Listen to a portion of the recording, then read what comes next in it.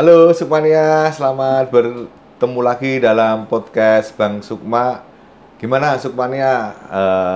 Saya harapkan Sukmania sehat selalu, usahanya lancar, dan Sukmania tetap semangat dalam menghadapi hal apapun.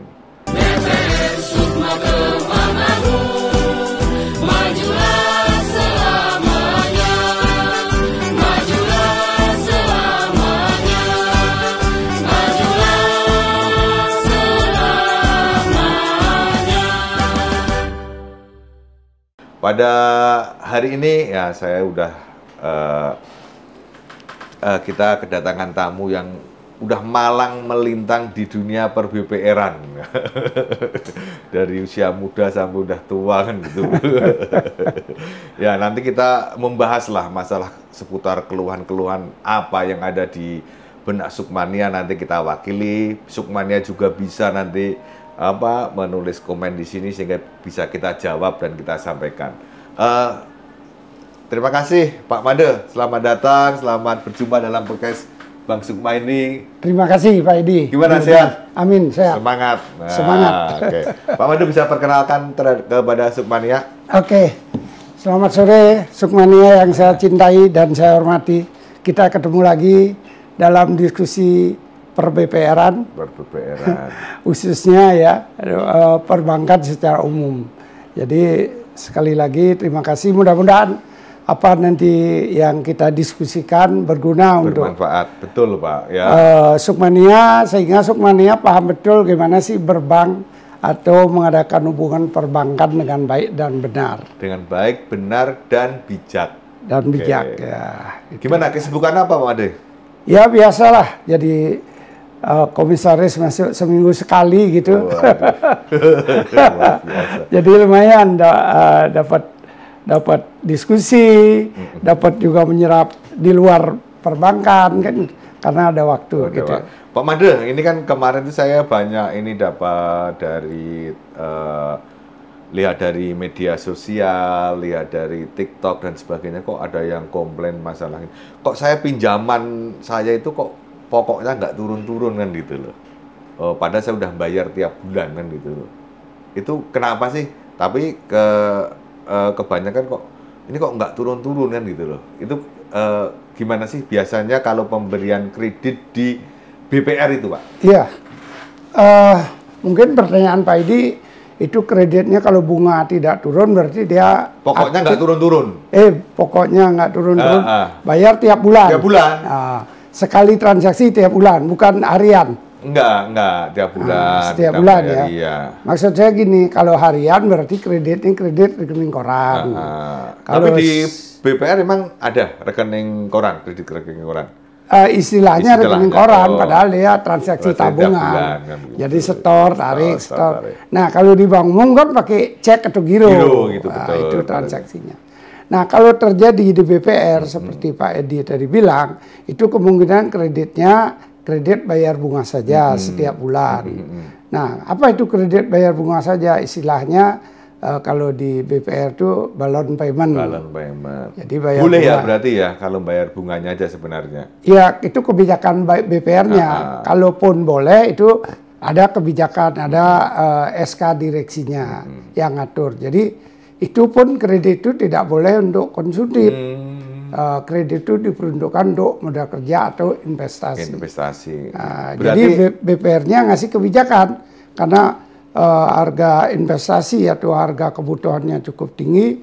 Kalau dia bayar pokok nggak sanggup gitu. Sanggup, betul, ya. Jadi diberikan kebijakan bunga tiap bulan, tapi harus pasti bahwa bunga itu bisa dia bayar tiap bulan.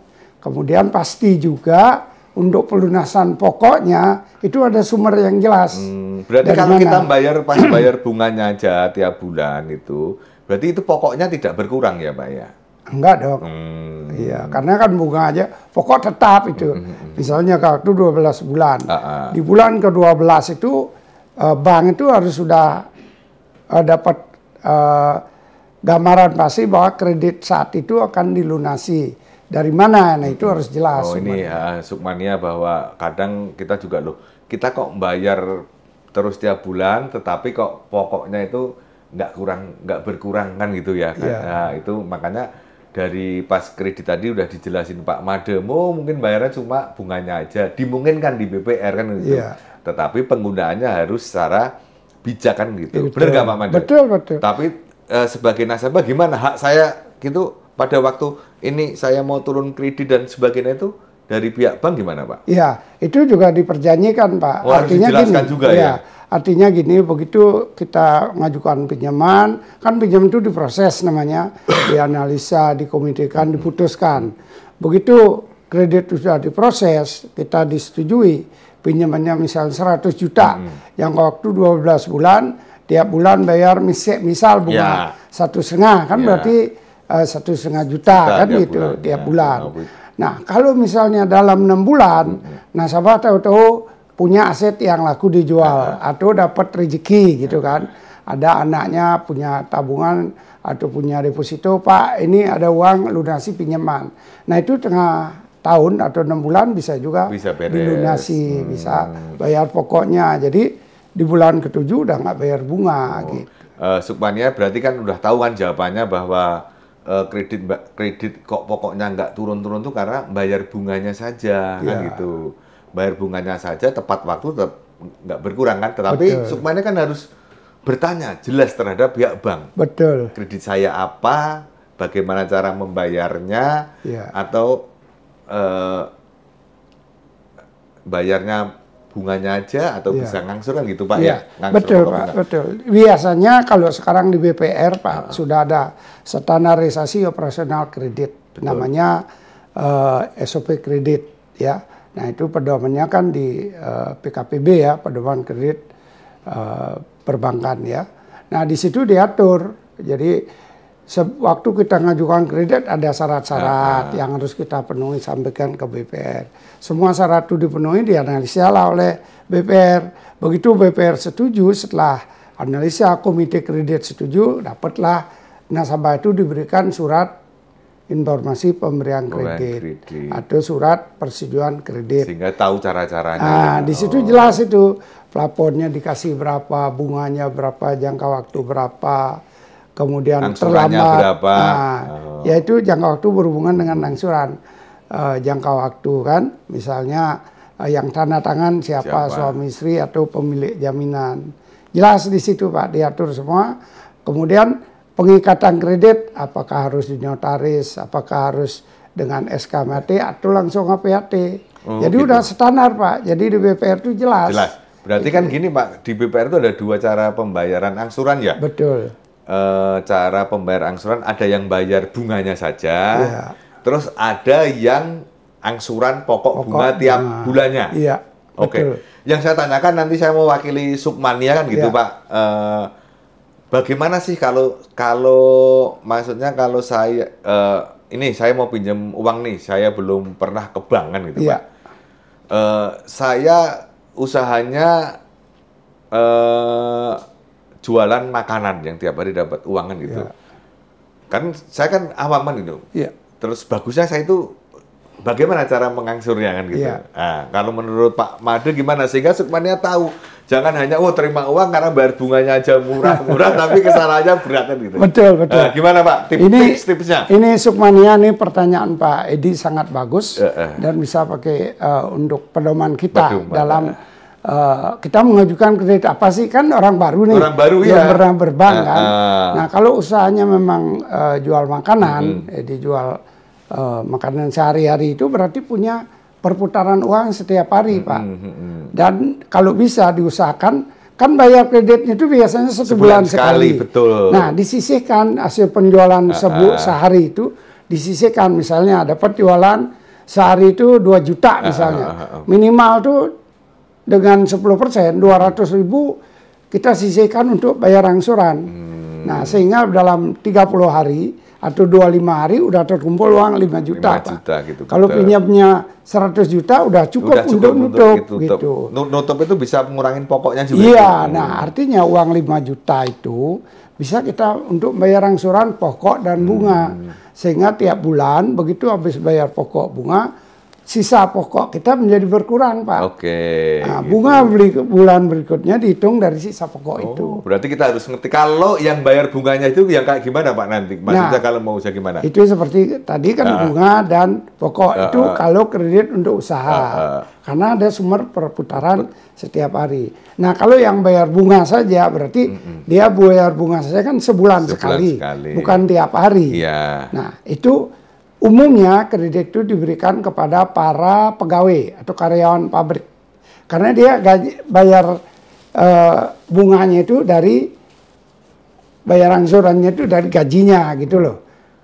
Ya, Ya kan? maksudnya gini, maksudnya kalau skema kreditnya kan bayar pokok bunga tadi angsuran yang pertama, kalau yang usahanya kan gitu. Betul. Kalau saya kan mau pinjam 1 miliar nih, Ya. bunganya 1,5%. Tapi saya ini nanti 12 bulan baru punya duit 1 miliar, tapi saya kuat bayar bunganya kan gitu. Itu usaha apa ya, Pak? Maksudnya untuk saya mau ngambil skema kredit kayak gitu, Pak. Iya. Kalau itu karena kredit cukup besar, pasti analisanya juga betul, lebih ini ya, lebih jelimet, lebih teliti gitu. Sehingga tujuannya apa? Bukan untuk menolak kredit. Jadi untuk membantu nasabah mendapat kredit, bayarnya ringan, kemudian saat jatuh tempo kredit lunas. Kan gitu. Nah, sehubungan dengan pertanyaan tadi, kalau memang dia udah pasti tiap bulan, misalnya dari gaji, gajinya berapa misalnya 10 juta gitu. Dari 10 juta itu berapa dia bisa sisihkan untuk bayar angsuran pokok dan bunga atau bunga saja. Nah, kalau bunga saja dari 10 juta. Kalau kebutuhan sehari-hari dia misalnya 6 juta, dia bisa bunganya 4 juta, kan gitu. Tapi gini Pak Made, ini saya alami pribadi lah kan gitu, harus saya potong kan gitu. Kalau saya punya usaha showroom mobil, punya usaha jual beli properti ya, itu bagusnya gimana Pak? Skema nanti bayarnya ke bank sehingga saya tidak gagal bayar dan juga terpenuhi kan gitu, sehingga saya memperkirakan kalau mobil ini 2 bulan lagi terjual, properti ini paling lama 8 bulan. Ya, gimana Pak? Iya, itu kalau melihat sumber pelunasan namanya. Betul, ya. Yaitu bayar bunga tiap bulan. Oh, berarti ini kasus yang tadi pertama kali kita bayar bunga tiap bulan. Oke. Pokoknya saat properti terjual Bapak lunasi. Begitu lunas besok perlu lagi tinggal ambil. Kurang nih duitnya, mau ada. Oh, bisa ya Pak ya? Bisa. Yang tadinya pinjam 1 M punya 200 juta, kurangi nanti bayar bunganya dari sisanya. Iya. Berarti ada trik-triknya sebenarnya Ada. Makanya sebagai nasabah, calon debitur tuh, kita mau apa? Ceritalah kepada bank, kepada BPR. Sehingga BPR tuh memberikan yang terbaik untuk kita. Kuncinya harus jujur ya. Harus jujur, transparan. Karena kan sekarang banyak ketidakpuasan terhadap mungkin produk yang ada di bank, yang ada di BPR dan perbankan lah, layanan jasa keuangan kan gitu ya. Karena mungkin faktor ketidaktahuan atau faktor kesengajaan, Pak. Kalau melihat akhir-akhir ini ya Pak ya, kalau yang sudah berbank lama ada juga yang sengaja. Apalagi BPR-nya pegawainya baru Pak. Dia ingin coba begini bisa nggak? Kan banyak nasabah maunya banyak, tapi ingin lebih banyak untung kan gitu. Sedangkan banknya nggak paham, bisa juga Pak. Tapi kalau nasabah lama kemudian sudah berhubungan lama, pasti terbuka, pasti transparan. Bank itu tidak ingin nasabahnya bermasalah, pasti ingin lancar Pak. Ingin lancar ya? Ya pasti itu, semua bank begitu.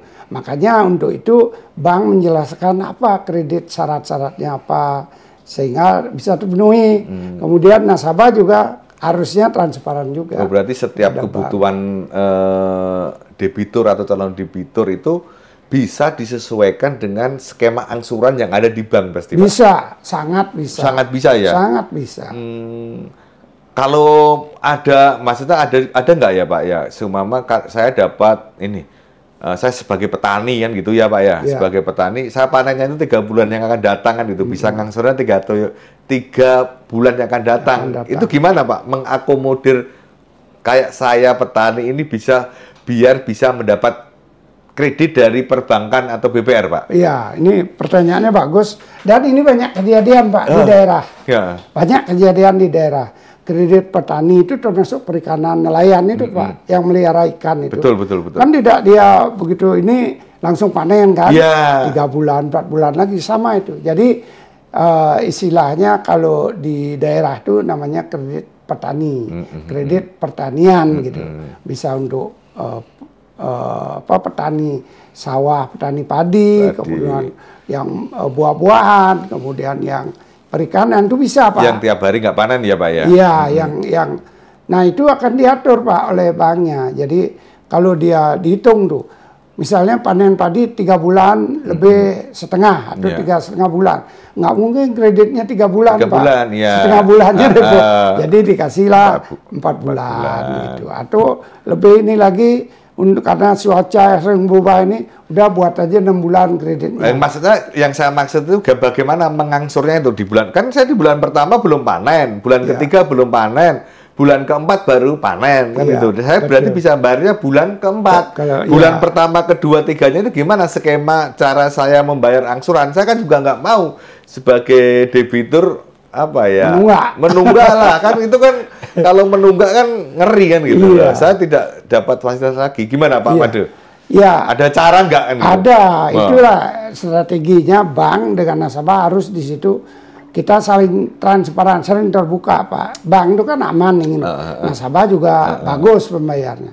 Nah, bisa di situ misalnya kalau setahu pengalaman teman saya tanya di daerah ini di Jawa perbatasan Jawa Timur, Jawa Tengah itu, kredit petani itu diberikan, kebutuhan petani itu dalam 4 bulan berapa gitu. Misalnya sekali panen itu dia dapat 15 juta. Betul. 15 juta ya. Kemudian kebutuhan sebetulnya berapa? 10 juta. Nah, dia akan dikasih kredit berapa? Bisa 12, bisa maksimal 15. Jadi sisanya itu kemana? Ditaruh di tabungan dulu, Pak. Oh. Nanti tiap bulan tuh kalau bayar potong dari situ. Oh, berarti. Nah, pokoknya itu pada saat panen dilunasi pokoknya. Jadi uangnya kan panen itu utuh jadinya, Pak. Gitu. Luar biasa. Itu yang di daerah yang saya tahu. Atau diatur juga kalau misalnya dia tidak mau, misalnya ini asal BPR-nya punya kewajiban dibayar saat panen. Itu berarti ada grace period, Pak. Oh, bisa juga ya. Bisa juga. Ya itu tergantung. Jadi karena kredit petani biasanya bunga harusnya dibayar itu kan nggak dibayar. Betul. Karena jatuh tempo. Lebih tinggi dikit bunganya, Pak. Daripada bunga yang normal ya. Oke. Itu Sukmania, maksudnya tips-tips kalau kita mau pinjem uang di bank, itu kayak gitu. Kebutuhan kita itu apa dulu, disesuaikan kan gitu Pak ya. Betul. Terus nanti bagaimana kita mendapatkan uang untuk mengangsur atau membayar pinjamannya lagi. Benar nggak Pak? Masih ada tambahan nggak Pak? Betul. Ya, artinya kita maunya apa, ya itu yang pentingnya adalah bahwa kita mengangsur dengan baik dan lancar. Bank juga akan yakin Bapak Ibu Sukmania bisa membayar dengan lancar. Kalau sudah yakin bank itu pasti kreditnya dibantu. Pasti dikasih Pak. ya. Gitu. Yang penting kan kita kebutuhan kita apa dulu Pak ya. Betul. Kebutuhan kita berapa, untuk apa, untuk itu harus jelas. Cara pengembaliannya gimana. Makanya kalau bank nanyain Bapak mau minjam berapa, untuk apa. Nah, kalau misalnya kembali ke kredit untuk konsumtif, renovasi rumah, kan ditanya tuh renovasinya di mana Pak? Kira-kira perlu berapa? Minta RAB kan gitu. Nah itu semua untuk kelancaran kredit itu tujuannya Pak. Tujuannya untuk kelancaran kredit ke bukan untuk mengamat. Karena luar biasa kalau sebenarnya kalau kita ada masalah, dia ungkapkan aja ke pegawai bank ya Pak ya. Itu yang terbaik. Terbaik Pak. itu ya. Itu yang terbaik. Kalau saya lihat ya Pak, waktu saya direksi juga, kemudian setelah itu jadi komisaris di beberapa BPR itu saya pelajari itu. Jadi kita harus sering menjelaskan, mengedukasi nasabah bahwa tujuannya bukan untuk mengamat, kita memperlancar, membantu nasabah. Tujuannya ya kadang kan kalau kita nggak mau pinjam di BPRA, di sini cuma permintaan kita 150, di ACC 50, wah, nggak jadian gitu ya. Padahal tujuannya bukan menghambat ya Pak ya. Iya. mungkin dianalisa orang BPR, oh segini aja dicukupin gitu ya? Iya.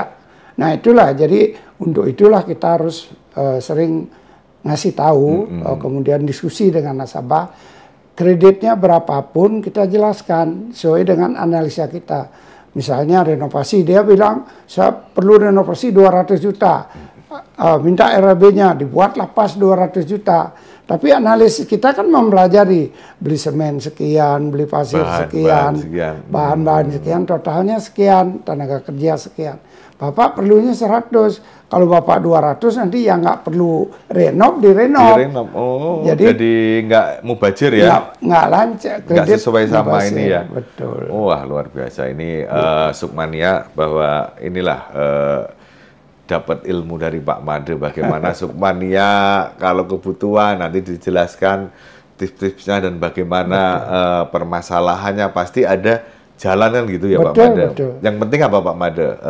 Nasabah calon debitur dan nasabah itu yang penting nasabah harus terbuka, jujur gitu ya. Jadi Sukmania kalau sudah dipercaya oleh bank atau BPR di sini, kita harus jaga kepercayaan itu. Kita terbuka, transparan, jujur. Kemudian bank akan begitu juga. Gitu juga semua akan dijelaskan dengan sebaik-baiknya. Tujuannya adalah nasabah lancar, bayar ke bank, bank itu bisa memberikan kredit lagi kepada yang lain gitu. Itu pasti ada jalan semua Sukmania, tapi jangan sampai datang ke bank, bagaimana saya mau kredit tapi nggak mau ngangsur. Gimana bener? Iya, nah kalau itu jangan ke bank. Jangan ke bank, karena kemarin juga ada loh Pak, saya lihat di media sosial itu juga ada, gimana orang itu mau narik duitnya di bank sampai ngamuk-ngamuk, tapi nggak ada duit, jangan gitu loh. Nah itu kan artinya kenapa bisa ngamuk di bank, padahal dia nggak ada duitnya. Disitulah fungsinya pegawai bank tuh bukan hanya ngasih kredit, tapi harus mendidik nasabah, mendidik masyarakat. Kalau ingin punya uang, nabung di bank. Begitu perlu, berapa saldonya, jangan melebihi saldo kan gitu. Gitu, betul Sukmania. Itu kemarin kan mungkin banyak tayangan di media sosial, orang ngamuk-ngamuk mau narik tabungan di bank, padahal dia nggak punya tabungan kan gitu ya. Malah ditangkap sama polisi, bikin kerusuhan kan gitu ya. Terus Pak Made kan udah berpengalaman dari Bali, dari bank umum ke bank perekonomian rakyat, kan gitu ya. Sejauh ini kan gitu ya, sejauh ini itu yang Bapak amati, yang Pak Made amati kan gitu loh. Tipe nasabah yang kayak apa yang Bapak Made bina dan Bapak Made edukasi, sehingga Pak Made mempunyai kebanggaan tersendiri. Wah, nasabah ini ya secara tidak langsung karena berhasil. Nah, itu tipe nasabah yang kayak apa, Pak? Iya. Jadi kalau saya ada nggak kan gitu? Ada, Pak. Jadi kalau saya lihat, kita memang dari awal tuh harus saling percaya, Pak, dengan nasabah. Artinya percaya itu apa yang kita bisa bantu, kita sampaikan ke nasabah. Betul. Apa yang nasabah sampaikan ke kita, kalau menurut kita ada yang tidak pas, artinya yang tidak benar disampaikan, kita luruskan, Pak. Pak, harusnya Bapak begini, menurut saya begini, Pak. Kalau Bapak nggak percaya, mari kita hitung-hitungan, Bapak begini-begini. Gitu. Sering begitu, Pak. Nah, nasabah yang biasanya nurut informasi atau yang dijelaskan oleh pegawai bank di sini, biasanya akan lancar usahanya, pembayarnya juga lancar, Pak. Karena sesuai apa yang dia mau, itulah yang dia dapat, gitu. Nah, pengalaman saya, ya sampai sekarang nasabah saya dari Bank Umum masih percaya. Malah dia nggak pernah ngecek tabungannya. Ya cuman kita pegawai bank kan nggak boleh nggak boleh ngintip ya? Iya nggak boleh ngintip. Cuman kalau hello kasih tahu nasabah bahwa uangnya aman, ada sekian kan gitu. Oke, luar biasa. Kita ngomongin, Pak, kalau perlu silakan datang ke kantor. Kalau memang enggak, biarin di kantor dulu, jangan di rumah. Kan risiko di rumah banyak. Iya, betul. Gitu, Pak. Jadi sering kita komunikasi lah dengan nasabah. Harus komunikasi, yang mau diajak komunikasi nasabah yang banyak berhasil dan nurut sama pegawai bank lah kalau dikasih tahu gitu, Pak Made ya. Betul. Itu yang tipe nasabah yang kayak gitu, yang lancar sama yang berhasil usahanya. Betul, bener? betul. Oke, ini. Terus Pak Made, ini setelah berkecimpung di perbankan berpuluh-puluh tahun lah Pak Made ya. Iya. Kebanggaan apa? Kebanggaan Pak Made yang Pak Made rasakan terhadap nasabah yang bagaimana, Pak? Iya.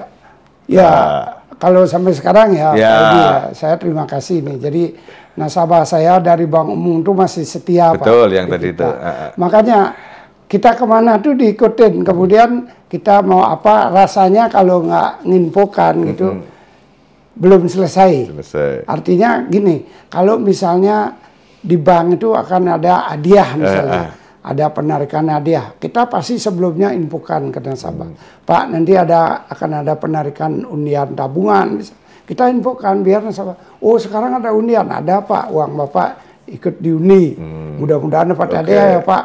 Wow, sampai berkali-kali terima kasih kita dapat Pak. Artinya kita bina nasabah itu. Gitu. Artinya kebanggaan Pak Made itu, nasabah yang kita bina itu berhasil gitu Pak Made. Berhasil. Ya? Dari usahanya, dari hidupnya dan sebagainya sampai sekarang pun dia masih komunikasi terus sama Pak Made gitu. Iya, terus komunikasi. Malah ada yang gini Pak, ada nasabah saya kan kebetulan dari Bali. Betul. Nah kemudian ada nasabah teman dari Bali, dulu di sini bisnis.